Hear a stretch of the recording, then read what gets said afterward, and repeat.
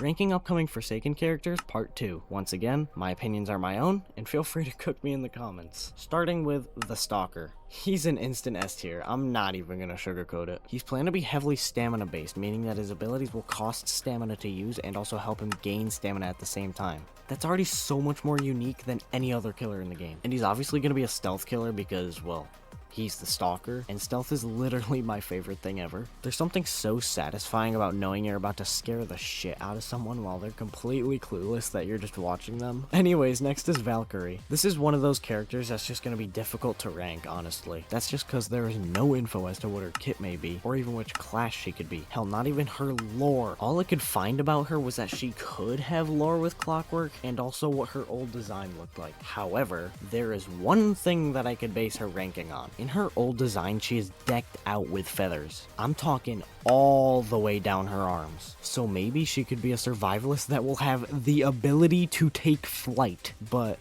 since that's just a theory, C tier. Eye Trapped. He was originally going to be an A tier, and I say that because of his lore. His lore said that he befriended Chance in order to hopefully get a key to the Bandlands and save his friends. But he was just using Chance as a pawn, and Chance was clueless about his true intentions. Later on, he grew impatient and ended up killing Chance with the Dark Heart, and that's likely how Chance was Forsaken. It was genuinely some of my favorite lore in Forsaken, right behind that of 7 and 7 and Cool Kid, as well as 2 Time in Azure. Unfortunately, it was scrapped and totally rewritten, though we don't know what it was rewritten to yet. The only info we have on it is that he will still have some sort of connection to Chance. But since the lore was scrapped, B tier. And finally, Phosphorus. He currently doesn't have any true lore, but since he's a Forsaken original character, he's likely an agent of the Spectre, or someone that made a deal with the Spectre, much like Nosferatu. Also, quick fun fact, this guy is in his 40s. Yeah, we're getting a damn unk as a Forsaken killer.